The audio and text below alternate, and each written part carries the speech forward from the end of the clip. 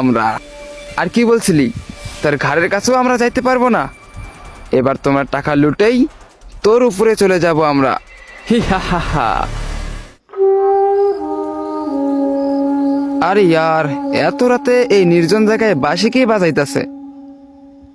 মনে হইতেছে ওই দিক থেকে আসতেছে। কে জানে ভাই, কারে পাগল কুত্তায় কামড় দিছে, এত রাতে এই নির্জন জায়গায় বাঁশি বাজাইতেছে। কারে ডাকতেছে? এইদিকে ফারখানার সৈকত ঘুমিয়ে পড়ছে, দেখে কে আমাদের ঘুমের 12টা বাজাইতেছে। ওই দিকে থেকে আসতেছে মনে হইতেছে। এই কে আছো ওইখানে? কে বাঁশি বাজাইতেছো? এই কে তুমি? আর ওইখানে দাঁড়িয়ে দাঁড়িয়ে বাঁশি বাজাইতেছো কেন? এই তোমারে বলতেছি। আজব, শুনতে পাইতেছে না নাকি? এই তুমি কি আমার কথা শুনতে পাইতেছো? আজব, আমি তোমার সাথে কথা বলতেছি। আজব লোক তো বাবা, আমার কথা না শুনে বাঁশি বাজাইতেছে। এই আমার রাগ তুলিস না কিন্তু, নাহলে কিন্তু তোর এখানে টপকাই দেওয়া নেই। এই তুমি কি আমার কথা আসলে শুনতে পারতেছো না? আমি তোমার সাথে কথা বলতেছি, পিছনে তাকাও।